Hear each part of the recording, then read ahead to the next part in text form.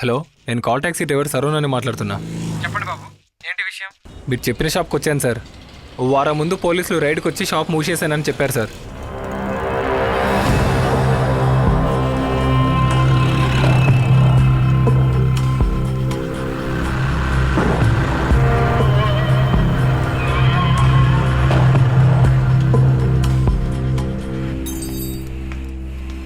Sir, ఇక్కడ money అంటే నేనే మనీ. ఏంటి విషయం?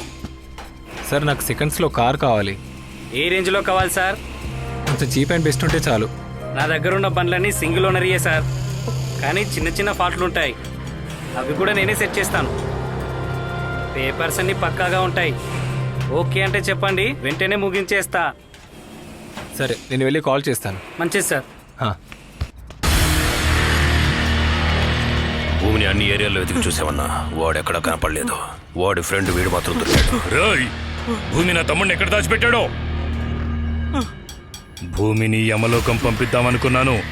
ఎక్కడ్రా? అన్నా, పోయిన వారం కేసులో ఇరుక్కున్నామన్నా. అన్న ఇంకా జైల్లోనే, రిమైండ్లోనే ఉన్నాడన్నా.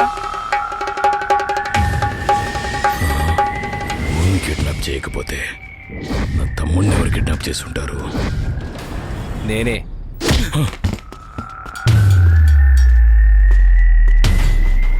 అవునన్నా. తమ్ముడు, ఏంటమ్మా అంటున్నావు?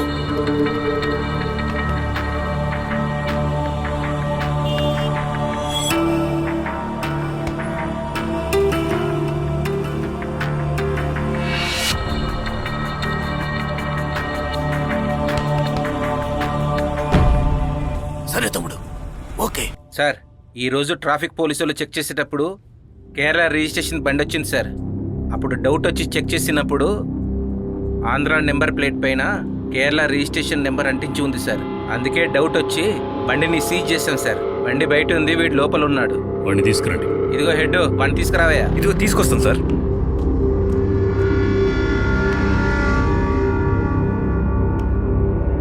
వీడే సార్. నమస్కారం సార్. నీ పేరేంటి? కర్ణా సార్. ఎక్కడి నుంచి వస్తున్నావు? విజయవాడ నుంచి సార్. అవును, ఇక్కడికి ఎందుకు వచ్చావు?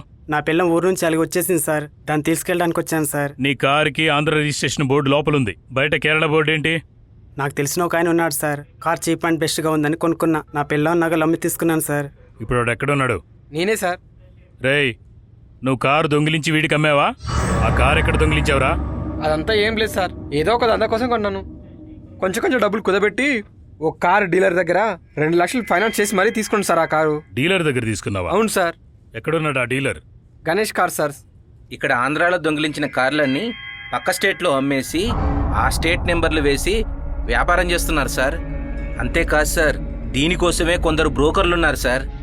ఒకసారి ఏం జరిగిందంటే, రాజమండ్రిలో ఒక కారు దొంగతనం కేసులో ఒక కార్ డీలరే ఇన్వాల్వ్ అయి ఉన్నాడు. కాల్ టాక్సీ డ్రైవర్ల వరుస హత్యల సంబంధించి ఇన్వెస్టిగేషన్ ఆఫీసర్ ఒక కార్ డీలర్ను అరెస్ట్ చేసి విచారిస్తున్నారు.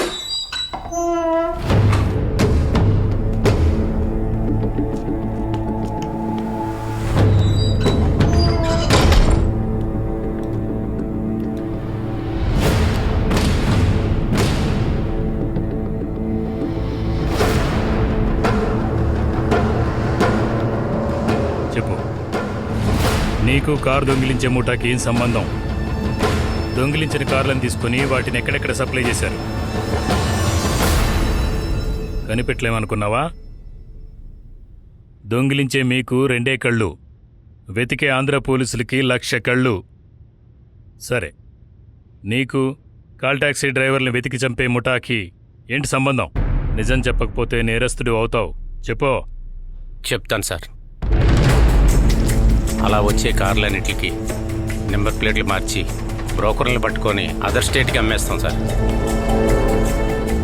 ఆడి కార్ నుంచి అంబాసిడర్ వరకు అన్ని చేతులు మారుస్తాం సార్. సిటీలో ఎత్తుకెళ్ళే కార్లన్నీ మప్సల్లో అమ్మేస్తాం సార్. కానీ ఒక విషయం, మేమెవరం ఒకరిని ఒకరం చూసుకోం సార్. ఎవరి పనులు వాళ్ళు చేసుకుంటాం సార్. ఇది పెద్ద network sir. Second hand cars అమ్ముతానని పెద్ద బోర్డు వేసుకుని ఇన్ని సంవత్సరాలుగా ప్రజల్ని పోలీసుల్ని మోసం చేస్తూ వచ్చావు. నీలాంటోళ్ళని ఎన్కౌంటర్ చేసి పడేయాలరా? సరే, నీకు కార్లు సప్లై చేసే వాళ్ళు ఎవరు, ఎక్కడ ఉంటారో వాళ్ళ డీటెయిల్స్ చెప్పు. మిగతాదంతా నేను చూసుకుంటా. Ramadasu, let's move. Okay sir.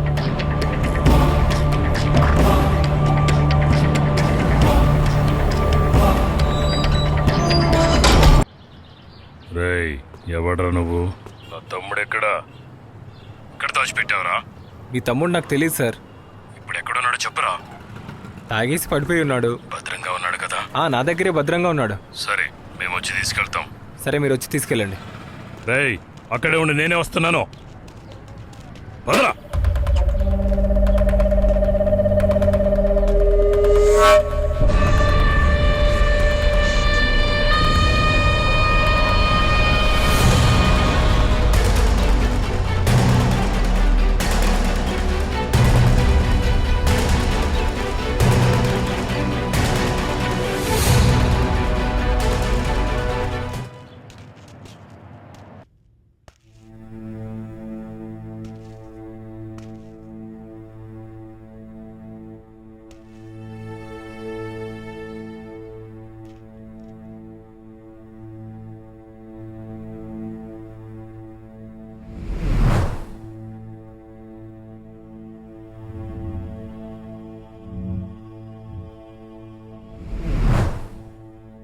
ఎక్కడ్రా నా తమ్ముడు?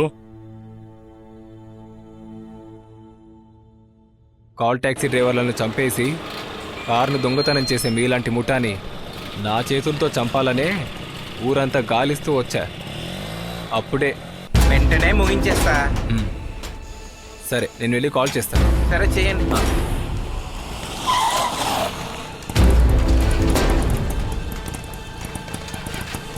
అన్నా, ఒక్క నిమిషం నాతో రండి. ఏంట్రా? ఆ మెకానిక్ ఏం చెప్పాడు?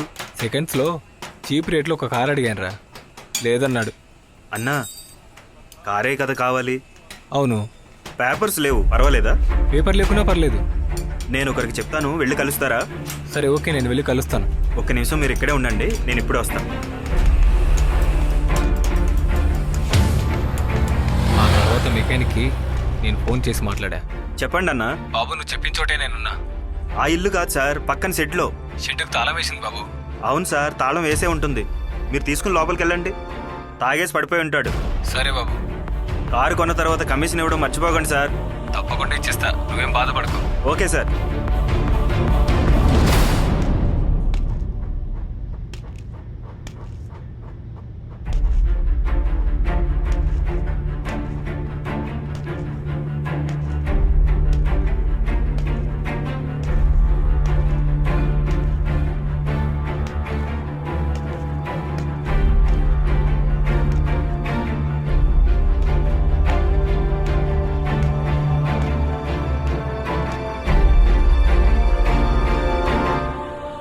ఆ పిల్లోడు చెప్పిన షెడ్లోకి వెళ్ళి చూసా. ఓ రోజు మీ తమ్ముడు నా కాల్ ట్యాక్సీలో వచ్చాడు. మీ ఇద్దరు ఫోన్లో మాట్లాడుకున్నంతా నేను విన్నాను. కాల్ ట్యాక్సీ డ్రైవర్ల హత్యకు మీకు సంబంధం ఉందని తెలుసుకొని మీ తమ్ముడిని నేను ఫాలో చేశాను.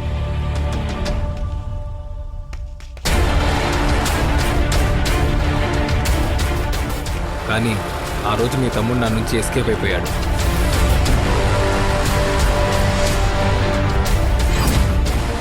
ఆ తర్వాత ఆ కార్ షెడ్లో మీ తమ్ముడిని చూశాను.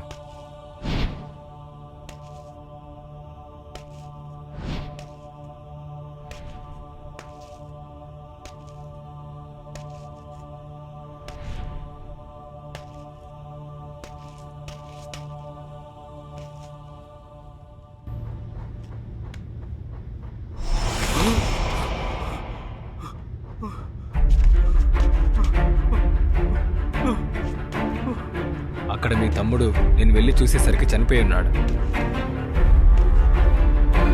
ఏం చెయ్యాలో తెలియక పిచ్చివాడిలా అక్కడే తిరుగుతూ ఉన్నాను.